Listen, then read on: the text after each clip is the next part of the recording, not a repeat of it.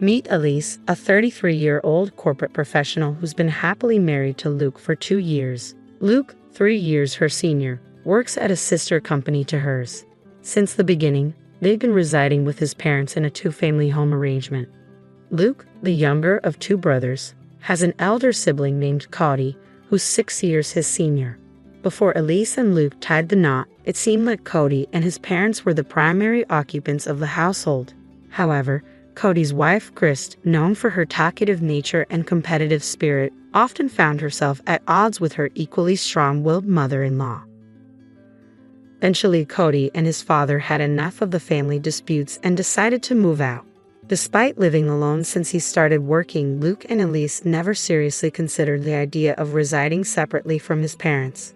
So when Luke's mom suddenly declared that they would be moving in after marriage, it caught both Elise and Luke off guard.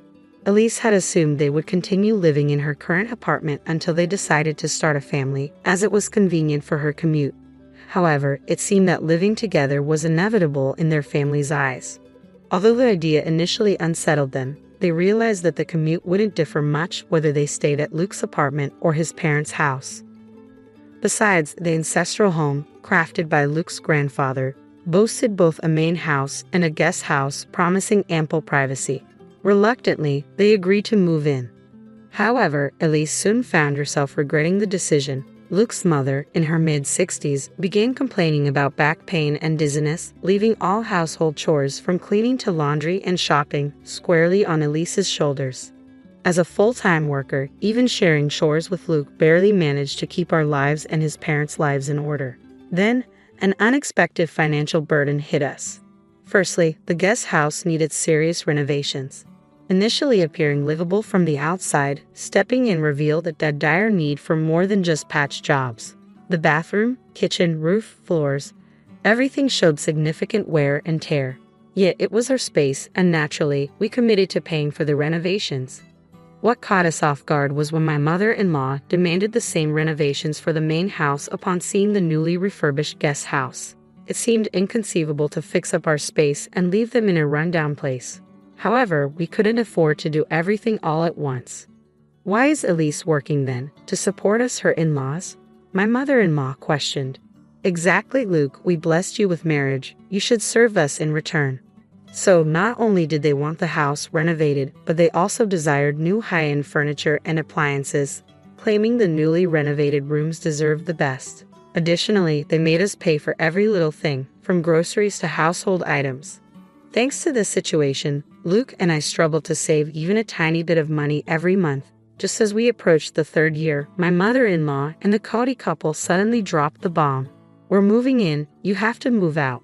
Christy explained that Cody got laid off, although he was actually spared but chose to leave to save a collie with kids. Despite having 1-year-old twins himself, he was deemed more responsible due to his prestigious university background. Facing this ultimatum, Luke and I sat down with my in-laws, pleading our case for hours until we finally conceded, fine, we'll move out this week. It was clear that we had no other choice. We've learned plenty about family from you, mother-in-law and father-in-law. It's time to put that wisdom into practice, right, Luke? I teased, glancing at my husband. Ha, finally getting it, are you? Luke chuckled. Yeah, just like Elise said, we're happy to do it. Great, case closed, he affirmed.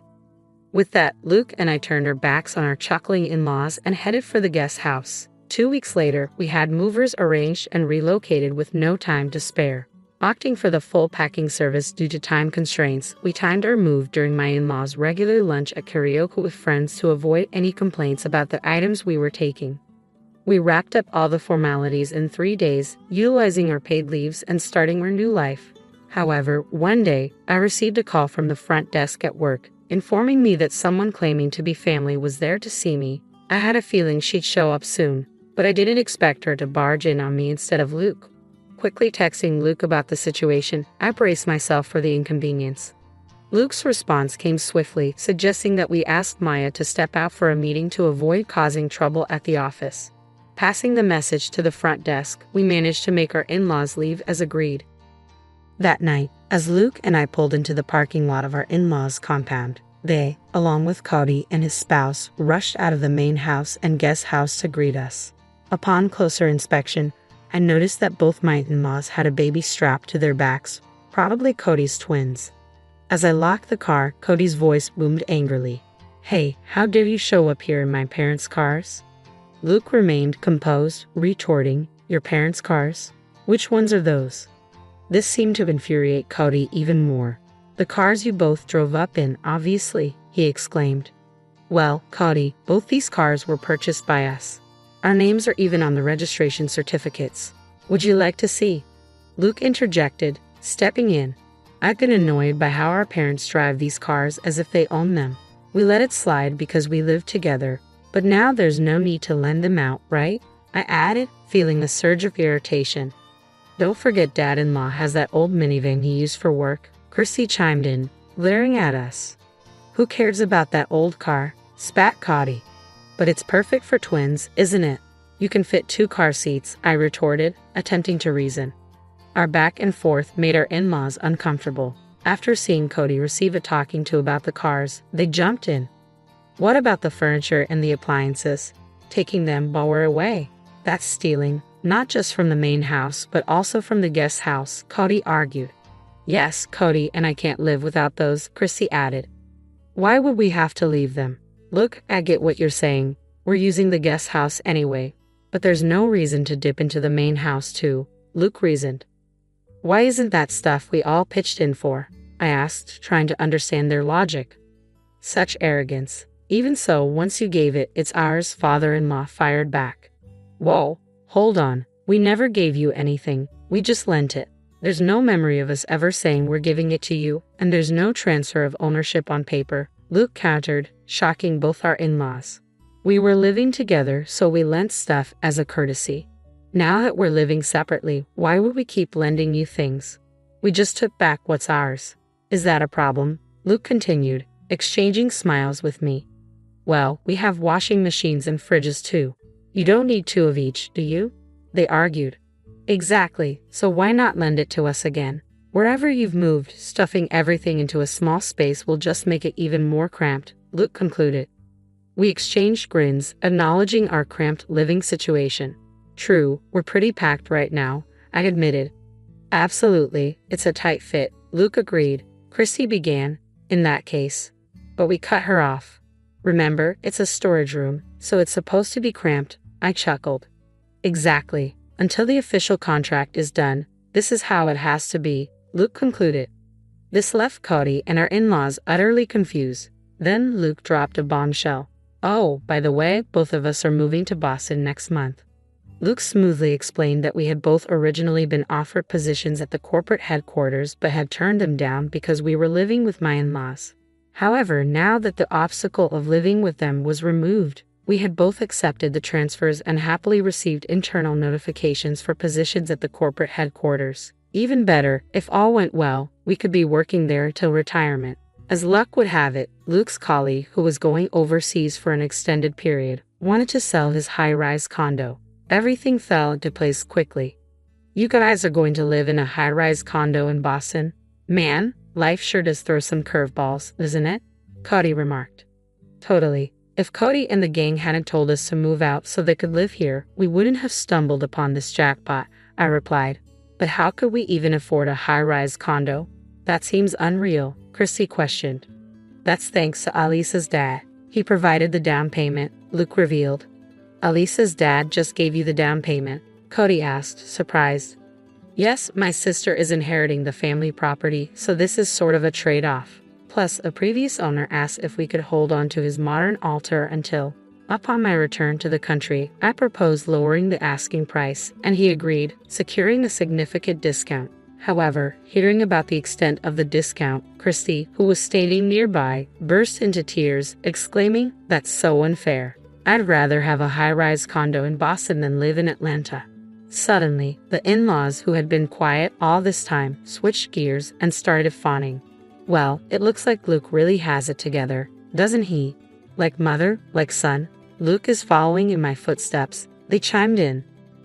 Ignoring their comments, Luke turned to me and said, "Living in a high-rise in Boston, everyone's going to be so jealous. When are you moving? We must visit. If we're going to Boston, you should come too," I suggested. The idea seemed to intrigue them. However, the mood shifted when Cody and Christy stopped their arguing and snapped at the in-laws. "What are you talking about? Cody's being downsized, so you're going to have to support us. Plus, until I find another job, Christy will have to go back to work early from her parental leave. You'll have to take care of her household chores and the twins," they confronted. As tension mounted, Cody and Christy marched up to the in-laws who were carrying the twins.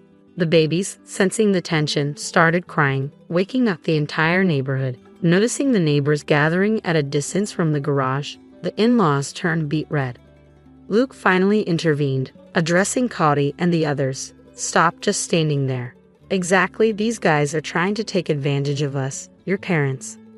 Luke's laughter echoed as he continued. "So, this is like a battle of wits between a raccoon and a fox, huh?"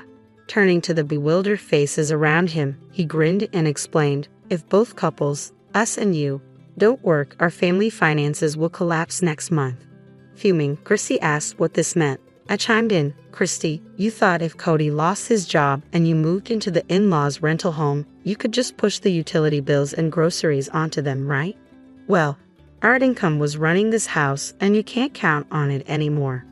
"I've never heard about this, exactly what we're telling you now," I admitted, puzzled. "Oh, and you'll also need to help with the mortgage payments for the house renovation. It's in father-in-law's name," Luke added. "Why is it in his name?" I questioned, catching the in-laws off guard. Luke took over, explaining, "I wanted the loan in my name since I was paying for it, but Dad insisted it would be shameful. So we used this property as collateral. Until now, we've been transferring money into Dad's account to cover the loan. Cody, you'll need to chip in starting next month." Of course, the in-laws and Cody were against it, but Luke firmly declined to continue payments. "We're going to give up the inheritance. So Cody, as the one who will inherit, you better take good care of your parents and the family home," I firmly told him. "But children are still obligated to take care of their parents, right?" my mother-in-law insisted. Luke brushed it off, saying, "Well, considering we've been covering your living expenses and loan payments for the past 2 years, I'd say that pretty much balances out any future caregiving costs I'd have as a son, don't you think?" "Let's go home, love," Luke said, looking at me. "Goodbye, everyone. I doubt we'll meet again." "Take care," I said, bidding farewell. The next day, Luke and I sold off the furniture and appliances we had moved from the main house, along with 2 cars we wouldn't need anymore. When Chrissy texted us asking for them, I simply replied, "Why?" and blocked her. After that, the special leave granted for our job transfer wasn't enough, so we had to use up our remaining paid vacations to finally finish moving into the apartment. Buying the high-rise condo would take more time, so for the first year, we decided to rent, thanks to the generosity of my boss who owns the place.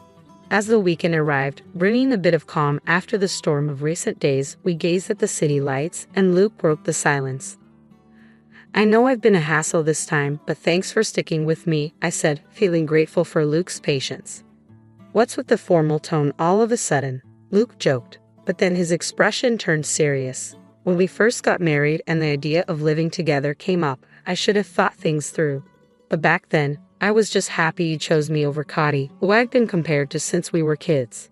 He continued, reflecting on how we had mindlessly followed his parents' wishes until they told us to move out to make room for Cody and his family due to the company restructuring. It struck me, how could they say that after being such a burden on us financially and otherwise? Luke wondered aloud. "And then I thought about how much your parents must worry about you given your situation." He explained that he sent an apology email to my parents, and their response was heartening. "If we promise to make our daughter happy in the future, the past can be forgiven." Encouraged by this, when they discussed the down payment, they lent it to us without a hitch. Luke made a promise to do everything in his power to protect our life together, just the 2 of us and our future children, if we were blessed to have them. However, on the other hand, it seemed my in-laws were struggling. Despite pulling from their retirement income, they could barely afford the loan for the home renovation. With Cody's attempts to find new employment proving futile, they were forced to make do with Christy's salary now that she had returned to work. Arguments were frequent, often loud enough to hear outside the house. A former colleague even reached out to me, mentioning gossip about them skipping town, as they had cut off all contact with Luke and me. They even resorted to reaching out to my parents, but my dad immediately changed his phone number, seeing it as a small but significant step, given how they had belittled my family and neglected pre-marriage courtesies. Now, they had almost no way to get in touch with us. What goes around comes around, I mused. My name is Angelique, and I've just graduated from college. I'm a newbie at my job, undergoing the standard new employee training, akin to orientation, on my day off. My best friend, whom I've known since kindergarten and all through high school, asked me about it with curiosity. Though we attended the same college, we pursued different majors. She continued on to grad school, so she's keen on my transition into working adult life. You won't believe it, I said, recounting my experience. We start with a morning run every day as part of building our stamina. Really? Everyone, she exclaimed, evidently surprised by the rigor. It seems so. It's like a first taste of the toughness of working life. Unless there's a specific reason, everyone up to their second year participates. Those with 3 years or more are exempt. But still, about half of the entire company joins in. The other half opts for activities like crosswords or brain training exercises. Whoa, interesting. I totally skipped the exercise part though, she chuckled, amused. Our company motto is also unique, I continued. It's something like always be healthy, work hard, play hard, and live a long, active life. So, for the first 30 minutes after starting work, we have time for physical and mental exercises. That is really unique, she remarked. I can interact with people from all ages and departments. It feels like an extension of a club or group in school. It's fun. I really do love the company I've joined. But don't you seem kind of tired? You're really observant, I replied, somewhat taken aback by her sharp observation. Yes, overall the atmosphere at the company is okay. But there is one, if not the only colossal obstacle, a supremely arrogant individual who stands in my way. You want to quit? She asked, concerned. Oh, I see. Just as I thought, you lack determination. I smiled, shaking my head. The woman who is my manager is complaining bitterly on a call with a part-timer who has been absent for a few days. Her loud voice, meant to be heard, seems to be filled with malice, pushing the other person into a corner. The manager, whispered as the queen of damaging sighs, has the destructive power to completely demoralize the person on the receiving end of her tirade, I explained. She's like, I'm taking a break, and then all of a sudden doesn't show up for days, neglecting her duties. And now she says she's quitting. How carefree. Just because she's part-time doesn't mean I'll let her get away with this. I'll push her to the very end. This goes beyond sarcasm. It's downright terrifying, I continued. The last day the part-timer came in, I noticed her body stiffened, tears welling up in her eyes. What's wrong? Are you okay? I asked. She had been scolded by the manager again. She was trembling as she spoke. It must have taken a lot of courage for her to make this phone call. Since the manager has no choice but to accept her resignation, it would be better to just let her go without any more sarcastic remarks. It's been about a month since I joined the company. Considering that the first week was just going around and learning from all the departments in the company, I've encountered similar situations twice in the short span of 3 weeks, I sighed. It's so inconvenient. She hardly does her work and just drags everyone down. All I'm doing is pointing that out. The manager, secretly referred to as the Empress in the company, always has deep wrinkles between her eyebrows. It takes effort to replace her. It's only natural that she should have the consideration to find a replacement and finish the handover before she quits, right? The tension spreads among the employees present as the manager seeks agreement, I explained. Everyone pretended to be focused on their work, nodding without making eye contact with the manager. However, she caught on. You seem to have a problem, she said, as I recalled the face of the part-timer. I found myself ensnared in the scrutinizing gaze of the Empress. I'll ask you once you receive your salary. You should take responsibility for your work, right? I guess, I replied, feeling the weight of her deliberate question. There seemed to be no other option but to agree, and the manager knew it, directing the inquiry squarely at me. Do you think it's okay to act selfishly in the workplace? She continued. No, but selfishness is the enemy of work, right? I started to argue back, but her loud voice cut me off. In the end, I wasn't allowed to say anything. I regretted my inability to intervene for the crying part-timer and that I simply let the manager have her way. That's bound to stress you out. I'm sorry, I just keep complaining. I was supposed to be bragging about the company, but before I knew it, it was all just one-sided complaints. I lamented to my friend. It's okay, you can't keep things bottled up, and it's not your fault. If you resist too much, you'll be the next target. A manager who mixes up power and authority is the worst. Be careful not to get on her bad side, okay? She warned, offering solace. Thanks, I replied, feeling grateful for her understanding.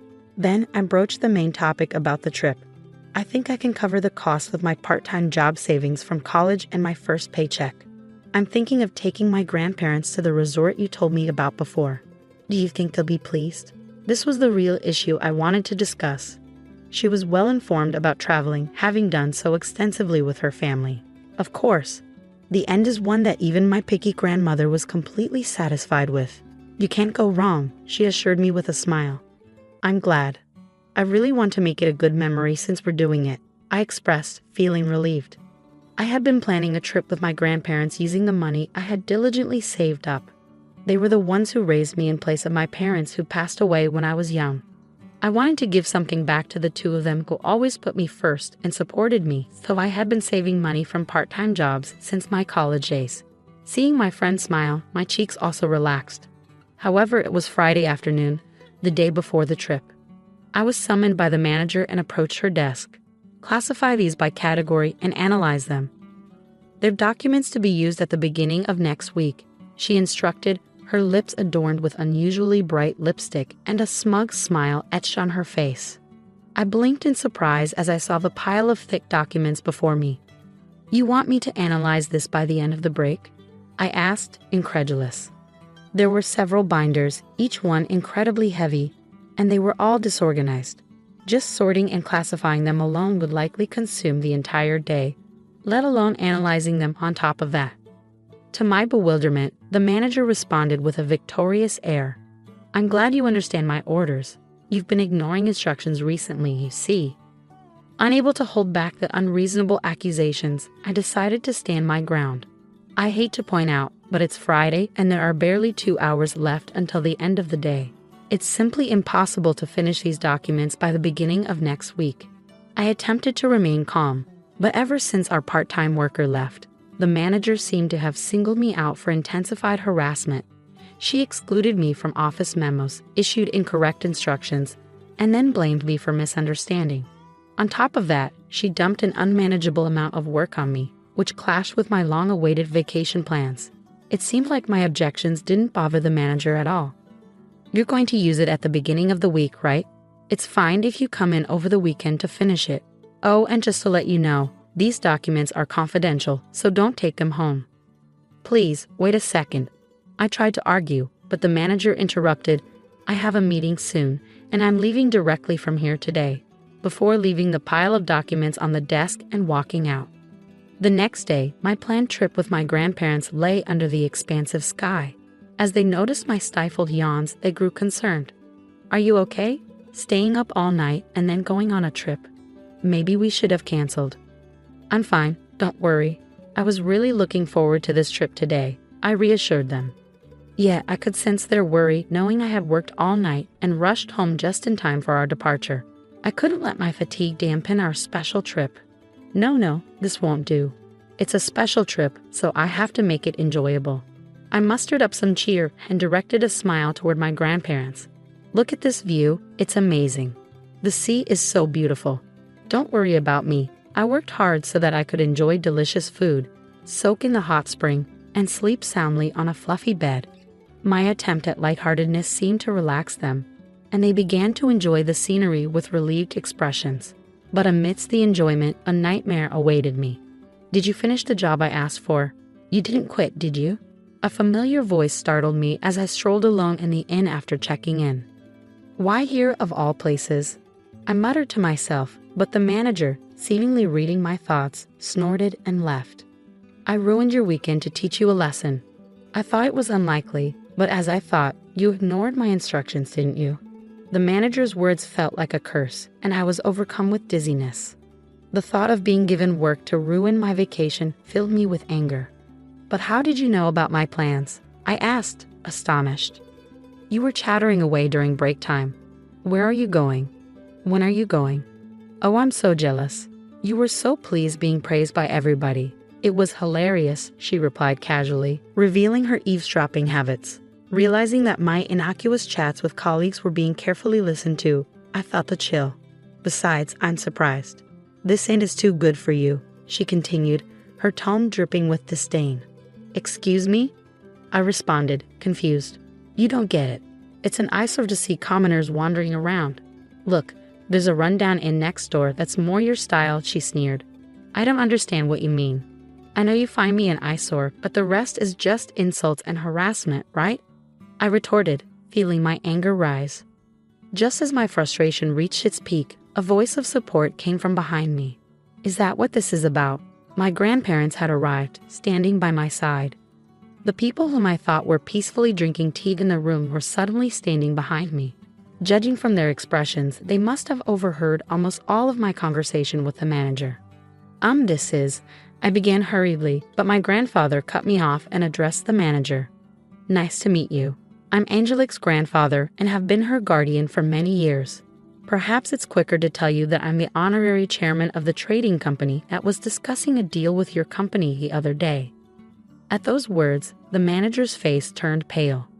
The honorary chairman of the industry, but your name is different from this employee's. Yes, she goes by her maternal family name. Otherwise, she would be viewed differently as a member of a famous company's founding family, right? My grandfather explained calmly. I don't want my precious granddaughter to have a tough time at the company where she works. I'm terribly sorry, I had no idea. The manager stammered, her face growing even paler. Do you think ignorance excuses rudeness? My grandfather queried. In contrast to my grandfather's calm demeanor, the manager was sweating profusely and frozen in place. I'm afraid I'll have to ask you to relay a message to your company CEO. I'm not interested in doing business with a company that has a manager like you. Well, wait a minute, please, the manager exclaimed, but my grandfather ignored her pleas. My granddaughter joined a company with a great motto: stay healthy, work hard, play hard, and live a long life. I thought the existence of quirky managers was necessary for the growth of the company. But your personality and behavior are harmful, he concluded. If you disagree with what I say, you can ignore it or spread bad rumors about me. My granddaughter has been recording all of this with her camera. Let's see whose side the world is on. With that, he left the scene. As my grandfather had said, I had been recording from the beginning of the trip with a camera hanging around my neck, capturing memories with my grandparents. I had forgotten, but the camera was still rolling at that moment. I began, uncertain of how to react. The manager, trembling, tried to cling to my grandfather but was bluntly told, "It's too late now," and collapsed on the spot. Wait a minute, can't you do something to help?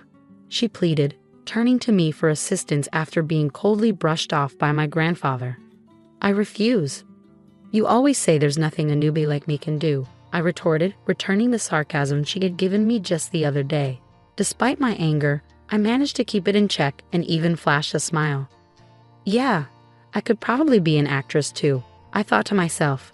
Then at the start of the week at work, there was an issue with the manager. The executive who led the running club stood tall in our department since the morning. Our company credo is to practice living healthily, working well, playing well, and living a long life. We welcome hard work, but that doesn't mean forcing people to work, especially not if it compromises their physical and mental health. Executives who dump unreasonable amounts of work on their subordinates are merely showing their lack of managerial skills. The managing director's voice echoed throughout the floor. Excuse me? The manager, seemingly taken aback by being attacked first thing in the morning, was about to ask something calmly while clenching her fist. But the executive continued, Here, we have the time cards from last Friday to today. There were 5 employees who came to work on Friday and stayed until Saturday morning. 3 people worked on their days off on Saturday and Sunday, and this morning, Angelique came in early. The manager seemed more and more perplexed as she was presented with these records. What does that mean? She asked, her tone uncertain. I addressed the confused manager, prompted by the managing director. If I may, you instructed me to finish organizing and analyzing a massive amount of data by the start of the week. and told me to work during holidays if necessary. But it was impossible for me alone. Just then, the executive happened to pass by, so I consulted with the people around me. With cooperation across departments, we managed to complete the task as you instructed, spending the amount of time and manpower I just explained.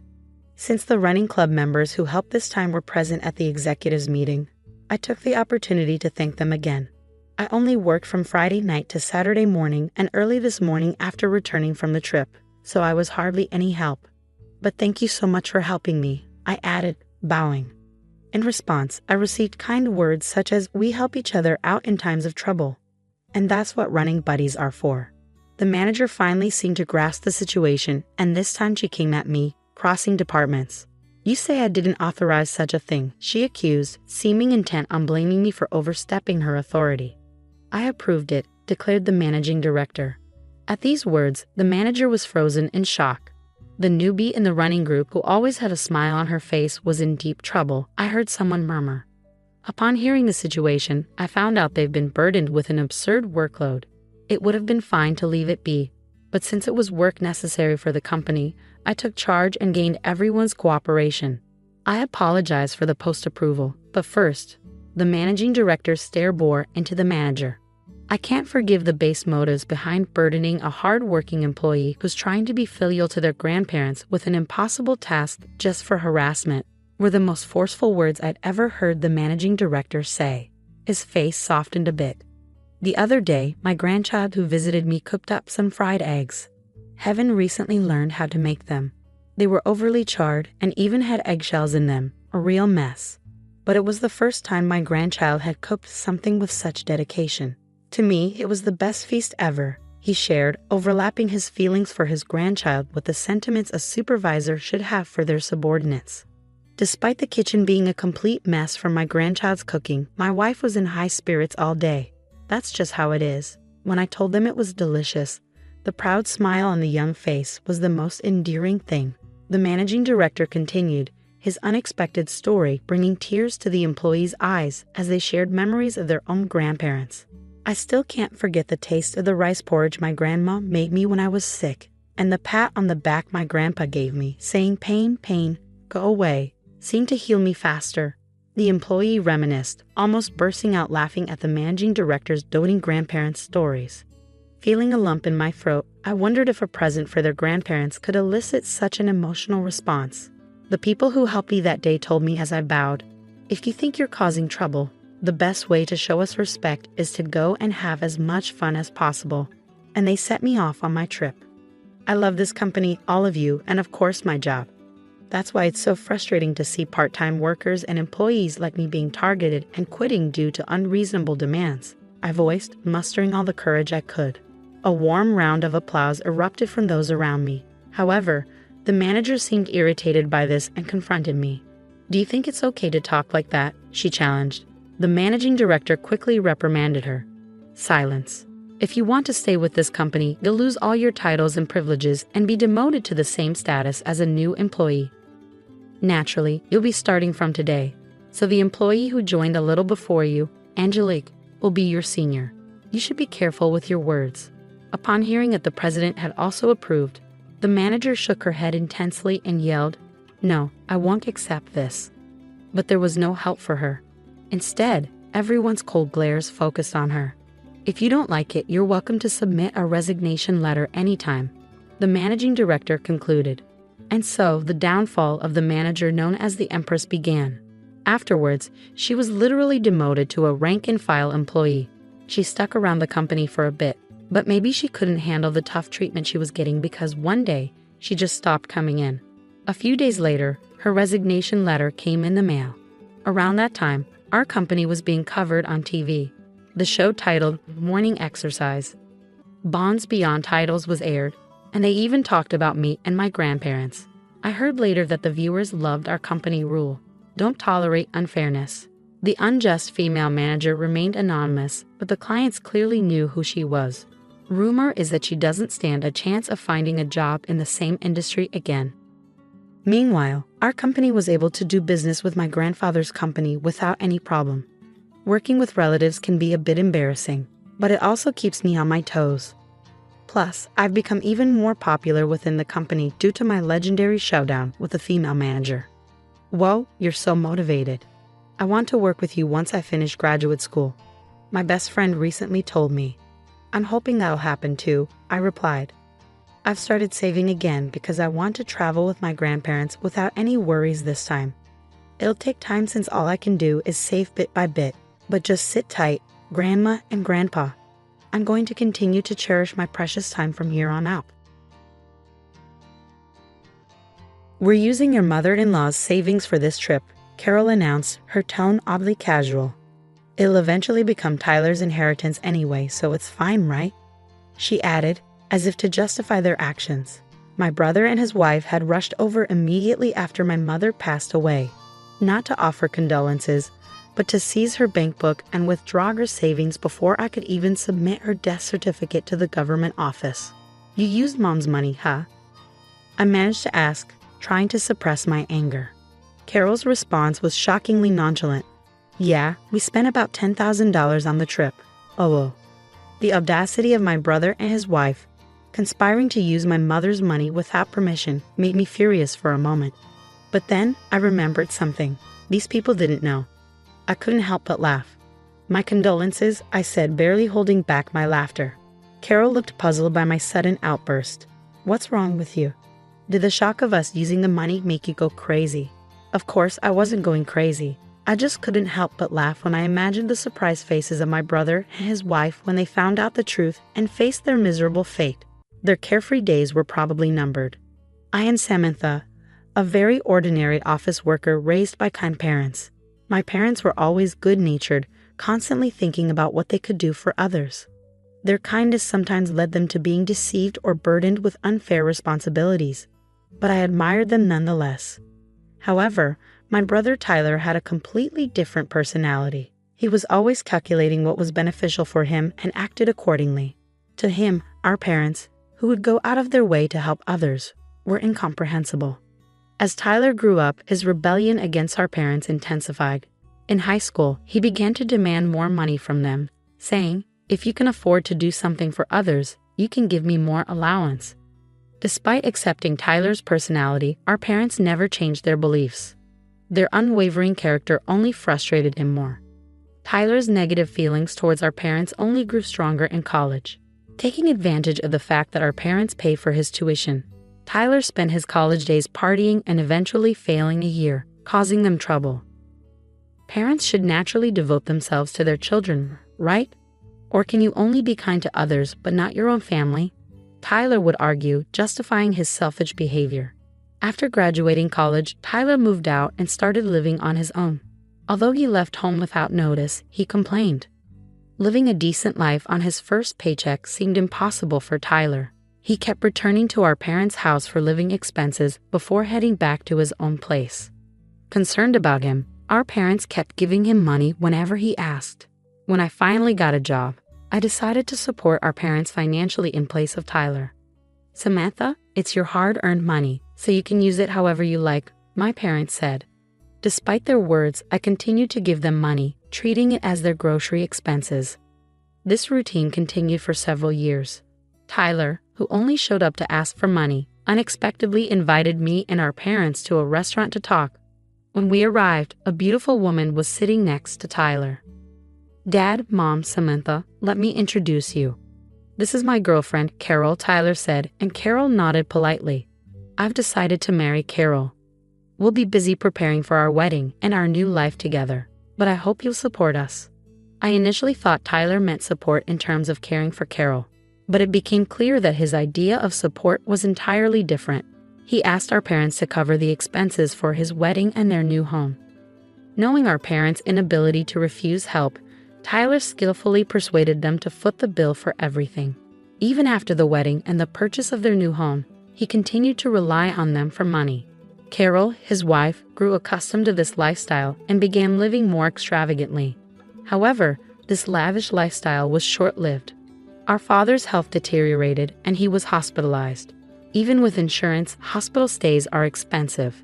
To ensure our retired parents wouldn't struggle financially, Tyler had to reconsider his reliance on them. I proposed to my brother that we both shoulder the burden of the hospital bills. You've been living at home and receiving assistance from mom and dad, and you've had a fair share of financial support from them too, right? This is the time for us to step up and help them, I reasoned. But my brother didn't see it that way. Why should I? He retorted. It's Dad's fault for not taking care of his health. He neglected himself while always helping others. That's his responsibility.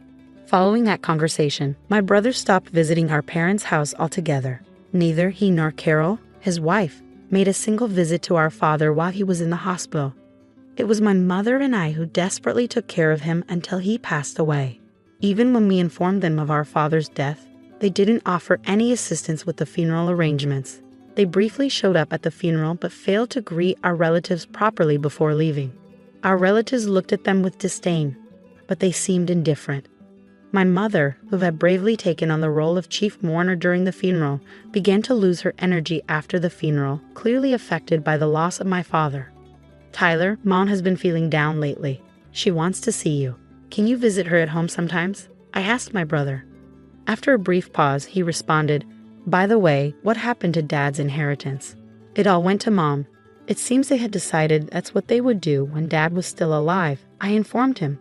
Realizing the gravity of the situation, I felt a foreboding sense of dread and immediately cautioned my brother. Mom has control of the money now, right? He inquired. Yes, but listen carefully, I urged, sensing his intentions. Mom is emotionally vulnerable right now. Don't even think about taking advantage of her financially, okay? I need you to come and support her. That's what's important. What's the point of going if I can't get any money out of it? It's not worth my time, he retorted dismissively. Despite my insistence that we wouldn't be providing him with any financial assistance, my brother never set foot in our parents' house again. Then, just 6 months after our father's passing, our mother also succumbed. Despite her weakened state, my brother showed no concern. Upon learning of her death, he hurried back to our parents' house. I hoped he would fulfill his duties as the eldest son during the funeral. But to my dismay, he and his wife vanished as soon as it began. Frantically, I tried calling his cell phone, but it went straight to voicemail. In the end, I assumed the role of chief mourner in his absence, managing to navigate through the funeral proceedings alone. Several days later, I finally managed to get in touch with my brother. Samantha, this is Carol, came the voice on the other end. Where's Tyler? I asked anxiously. He's busy with boarding procedures and can't come to the phone. Carol replied casually. Boarding procedures? Where are you? We're at JFK Airport. We're leaving the United States in a few hours. Lol. My heart sank as I processed the revelation. You're leaving the United States and going abroad? Yes, we're going on an international trip, Carol confirmed, devoid of any hint of remorse or regret. I was taken aback by my brother and his wife's swift decision to embark on an overseas trip immediately after our mother's passing. However, what Carol uttered next left me utterly astounded. We're really grateful to our mother-in-law, you know. Thanks to her, we're able to enjoy this luxurious trip abroad, Carol remarked, her tone laced with casualness. Puzzled, I questioned, what do you mean by that? We used our mother-in-law's savings for this trip. After all, it was going to be Tyler's inheritance anyway, so why not use Mom's savings? Carol explained nonchalantly. How did you manage to get that money? I inquired, my anger simmering beneath the surface. We borrowed her bank book and seal when we visited her house. We knew we wouldn't be able to withdraw money once the death certificate was submitted, so we hurried, Carol confessed, revealing the true reason behind their rush to our mom's house after her demise. So you used Mom's money, I stated, trying to contain my frustration. Carol's response was surprisingly blaze. Yes, we've already spent $10,000 on trip expenses. It's a good thing Tyler's plan worked out. Initially, I was furious at the audacity of my brother and his wife for dipping into our mom's savings without permission. But then, a realization struck me. They didn't know. I couldn't help but chuckle inwardly. Serves you right, I thought to myself. Perplexed by my sudden outburst of laughter, Carol questioned, What's wrong with you? Did the shock of us using the money make you lose your mind? Tyler is the eldest son, so it's natural for him to inherit more, right? I responded between laughs. Sure, that's fine. I'll give up my inheritance so Tyler can inherit everything. That was your plan all along, wasn't it? Upon hearing this, Carol's demeanor shifted to one of delight. Oh my, you're quite understanding, huh? By the way, please make sure to arrange for all of Mama's mail to be sent to your house from now on. Don't worry, it's a simple task. I'll let Tyler know, she concluded cheerfully before hanging up the phone. I didn't hear from my brother again until they returned from their trip. Samantha, Carol told me you're giving up your inheritance, my brother stated as soon as he called. Yes, but more importantly, did you handle the mail forwarding for Mom's mail? I asked. Yeah, I took care of it as soon as we got back, he replied. But to know you're not going to change your mind later, are you? You won't say you should have inherited after all? I inquired. Of course not. I still believe my decision was the right one, he'd affirmed confidently. Well, it's only right that I, the eldest son, inherit everything, he added with a chuckle before ending the call. However, a few weeks later, he called again, sounding panicked. There's a collection notice addressed to Mom in her mail. What's this about? He asked anxiously. Oh, is it from the bank? I speculated. Our parents always wanted to help people in need and would accept any requests, including financial ones. As we delved into the matter, it became apparent that our parents had accumulated substantial debt. The debt outweighed their savings, making inheritance a risky proposition that could potentially leave them in a dire financial situation. Did you know about this? My brother accused, his voice rising. You knew Mom had debt, right? Why didn't you say anything? There was no point. What you're saying is meaningless, I retorted. If I had known, I would have given up the inheritance too. That's impossible, he exclaimed. Why the hell is it impossible, Tyler? You took money from Mom's bank account to go on vacation, didn't you? I countered. So what? What does that have to do with giving up the inheritance? He shot back. It's a big deal. What you did is considered a tacit acceptance of the inheritance, I explained. It's a legal concept. Let me break it down for you so you can understand. I explained to my brother that by withdrawing money from our deceased family member's account for his own use before the inheritance process, it was legally seen as a tacit acceptance of the inheritance. I have never heard of such a thing, he rebutted. Of course not, I replied. Not many people would even consider using a deceased family member's savings for their own selfish desires, so it doesn't come up in conversation. You're just making stuff up because you want the inheritance for yourself. I have a lawyer friend, you know. They'll find out if you're lying, my brother threatened before abruptly ending the call. Later he called back, but this time, his bravado was replaced by a sense of resignation. Samantha, you were right. I can't give up the inheritance now, he admitted. It seemed his lawyer friend had given him the same answer I did. Finally understanding the gravity of the situation, my brother realized that he had inherited not just assets, but also the debt our parents had accrued. Despite his protests, it became clear that he was partially responsible for the financial mess, having frequently begged our parents for money without knowing the extent of their debt. Desperate to find a way out of his predicament, my brother attempted to persuade me. Hey, Samantha, our parents are gone, and it's just us siblings now, right? Isn't this the time to join forces? He proposed. What do you mean by join forces? I questioned, wary of his intentions. I think we should work together to pay back our parents' debt. Now's the time to show our filial piety, my brother proposed, his tone almost pleading. I sighed heavily at his selfish suggestion, which felt like too little, too late. What are you talking about? When Dad was in the hospital, I suggested we should help our parents together, but you pushed me away, I reminded him. I was busy at the time, he defended himself. Regardless of how busy you were, you didn't visit Dad in the hospital even once, and you didn't support our grieving mother afterward. I don't want to hear the words filial piety from someone like you ever again, I retorted, feeling a surge of frustration. With nothing left to say, I left my brother hanging. Have you ever done anything for someone else, Tyler? I know you took advantage of our kind parents, but there's no one who will help someone who can't do anything for others, even if they're family. But if you don't help me, Carol and I can't pay back the debt by ourselves. Are you going to abandon your brother? We're family, he pleaded desperately. When Dad was in the hospital, you abandoned him, saying it was his own fault for not managing his health. This time, using Mom's savings is your own fault. I countered, feeling the weight of disappointment settling between us. I regret that, okay? I've changed, my brother's voice pleaded through the phone. Have you? I still think you're just desperate to reduce your own debt. And even if you've changed, the person you should apologize to is no longer in this world. It's too late." I interjected firmly, cutting him off before hanging up the phone. I had no intention of helping him. After all the trouble he had caused our parents throughout the years, burdened with debt and unable to live the carefree life they once had, Tyler and Carol's relationship quickly turned sour. However, living separately would only incur more expenses.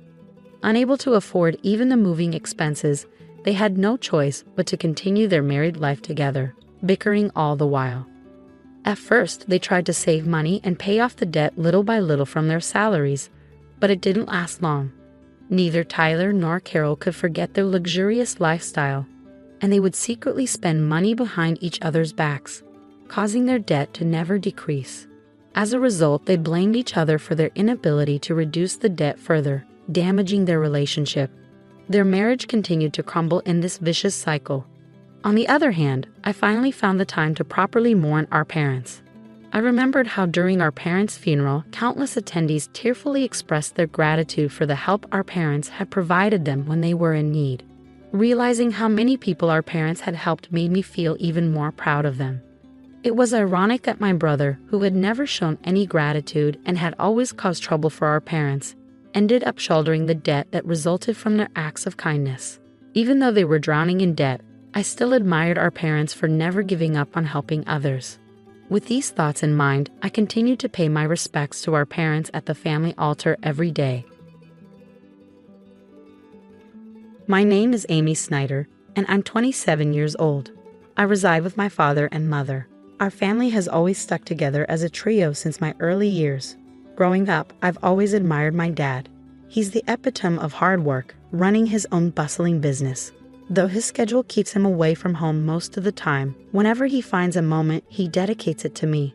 On his off days, he prioritizes spending time with me, proving himself to be an exceptional father. My mom, however, paints a different picture. As far back as I can recall, she has never been employed. While she tends to household matters, she's never lent support to my dad's business or pursued a career outside our home.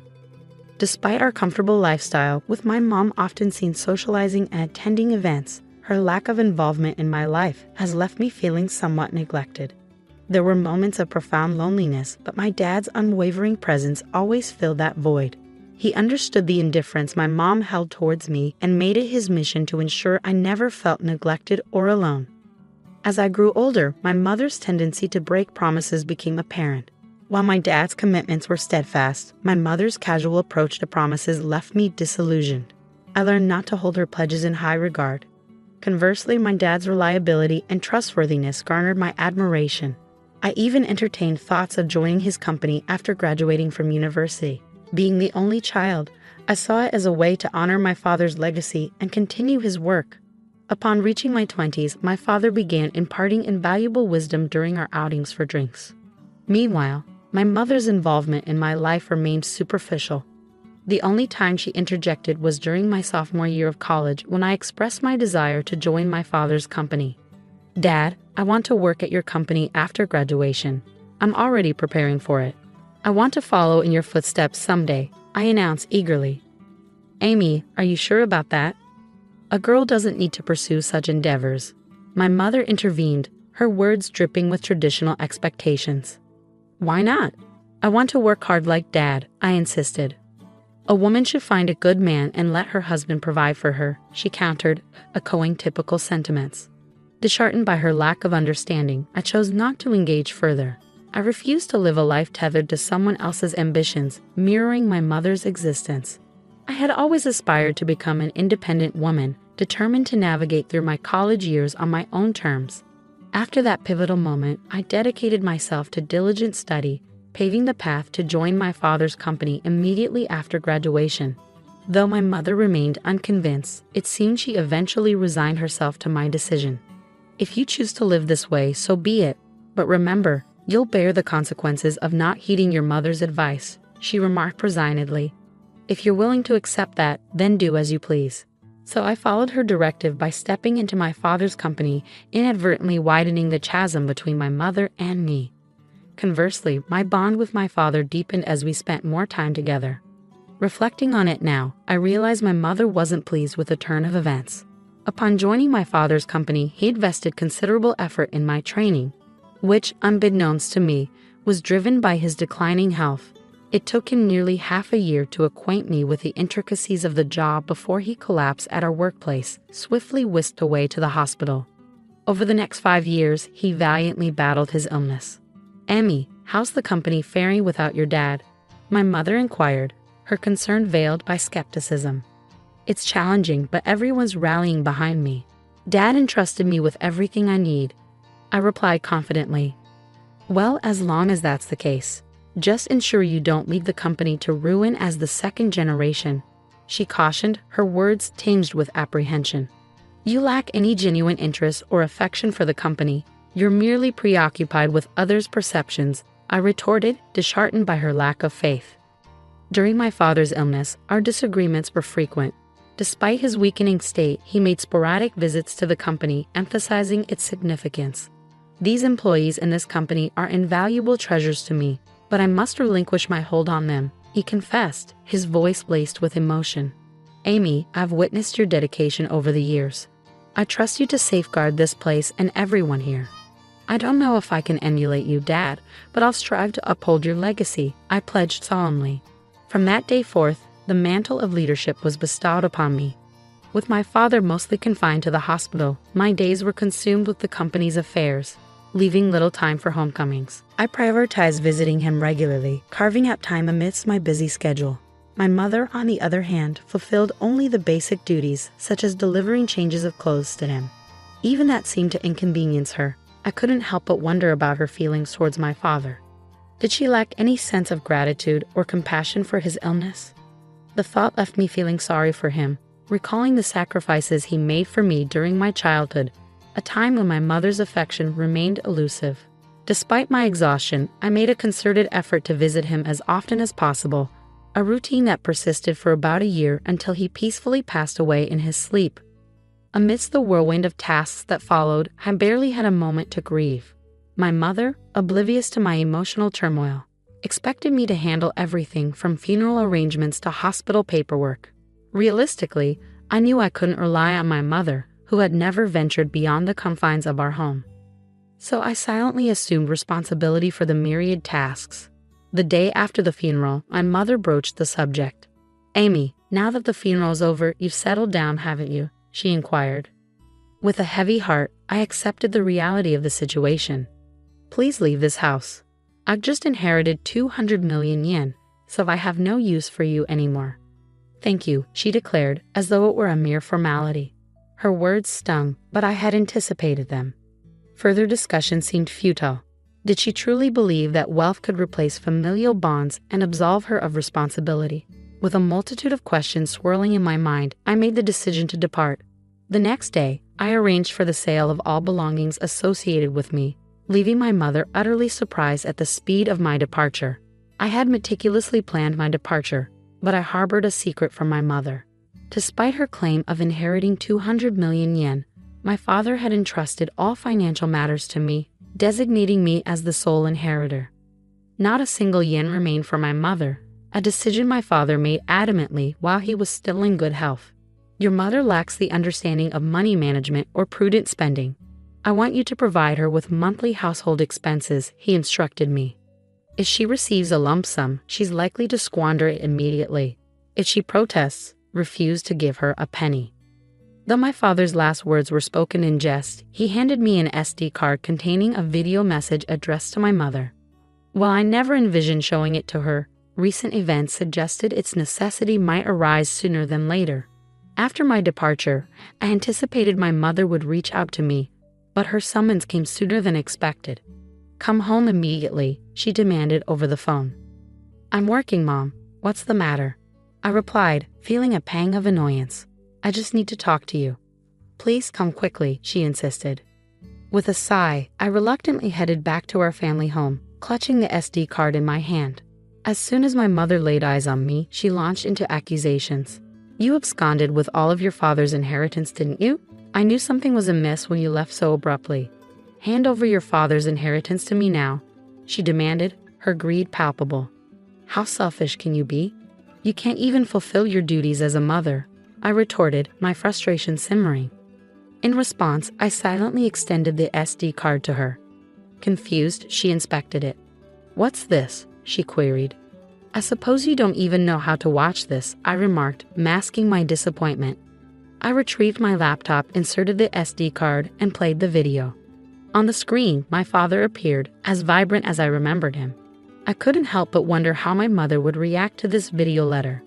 Silently, I exited the room, leaving her to watch it alone.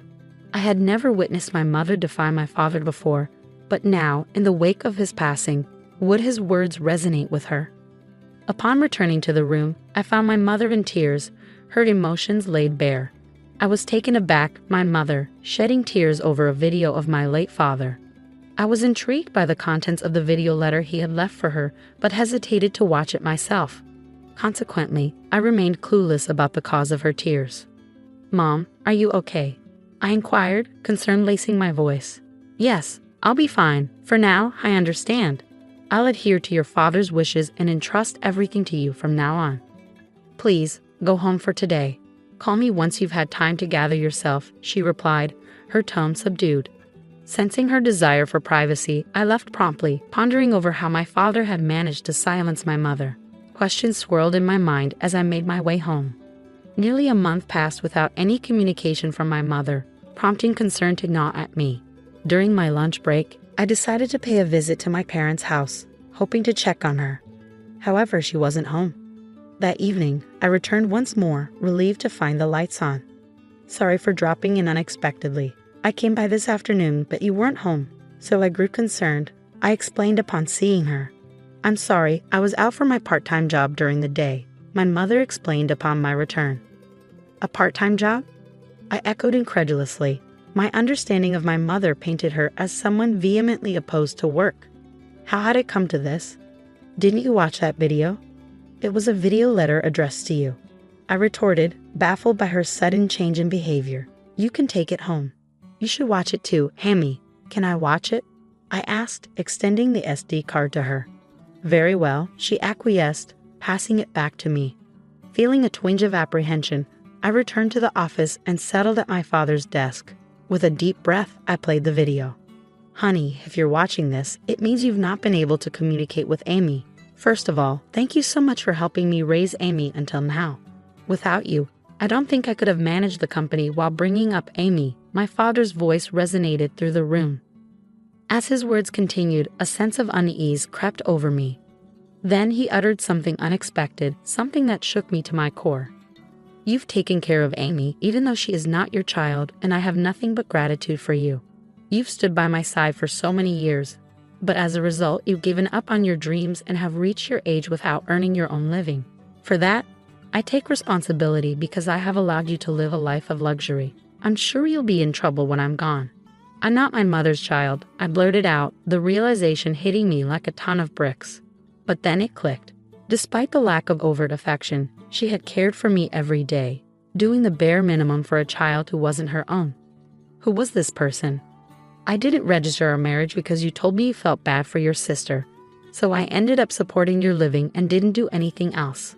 I'm sorry, but once I'm gone, I worry about the rest of your life.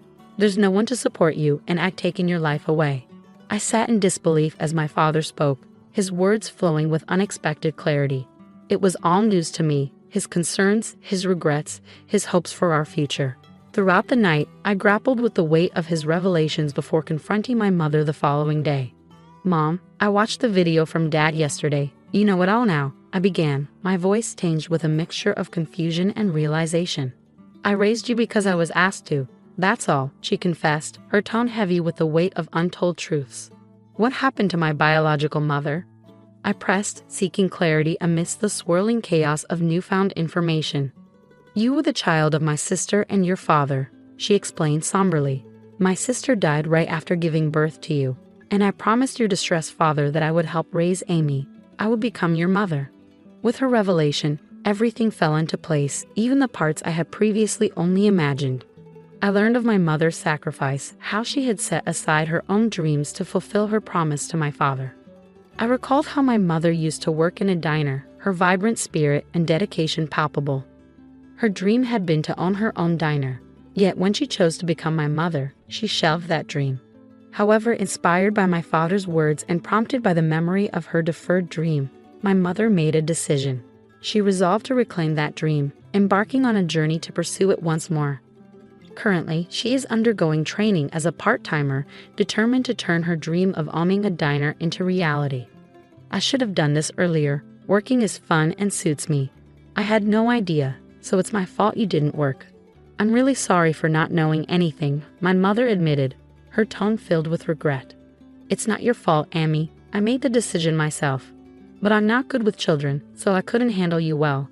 I'm the one who caused you trouble, she continued, taking responsibility for her actions. As we conversed, I realized it was the first time we had such an open dialogue. At this stage in my life, I finally felt like I had come to understand my mother a bit better. Our conversations became more frequent, leading us to a decision: to use the money left by my father to fund the opening of her shop. Once she started working, my mother became somewhat more humble. She hesitated when the topic of funds for the shop came up, a behavior that would have been unimaginable not too long ago. While maintaining my regular job, I also assisted with the opening of her diner. This brought me into frequent contact with my mother, fostering a newfound relationship between us. Regarding living expenses, she insisted on managing them with her own income, refusing to accept help from my father's inheritance, promising that you'll tell me if you're struggling. After all, Dad trusted me to take care of you, I urged her. I'll be fine living on my own. It doesn't cost that much. But in terms of my diner's expenses, she trailed off, her determination evident. I'll be relying on you. Of course, I'm looking forward to it too, so do your best, my mother encouraged, her eyes filled with hope and anticipation. After many years, we finally became a real family, and now we are living harmoniously. She isn't my birth mother, and perhaps it was just the right time for me to learn this truth. Your diner is finally going to open tomorrow. Your dream is coming true, I remarked, filled with pride as I watched her dedication. Seeing you work so hard at that company reminded me of my own dreams when I was younger. I believe that's why I've made it this far. It's all thanks to you and your father. Thank you so much, Mom. I expressed my gratitude, feeling a deep sense of appreciation. Promise me to always be my mom, Amy, she implored, her voice filled with sincerity. From now on, let's get along even better than before. After all, we only have each other, I replied, feeling a newfound sense of closeness. Upon my father's death, the truth was revealed, and I accepted the reality of our situation. Deciding to live on with just my mother and me, I contemplated moving back to my hometown and living together with her again. I don't cook, so my mother is concerned about my poor diet and is supportive of me coming back, I explained, feeling touched by her care. My father would probably be surprised that we're getting along so well. His house, company, and inheritance that he left behind. I'll protect them at all costs while continuing to get along with my mother in order to become a real family, I vowed, determined to honor my father's legacy. We visited the graves of my father and my biological mother, my mother's older sister, to give our daily life updates. After going through the process of adoption, I finally became registered as my mother's daughter, forging a bond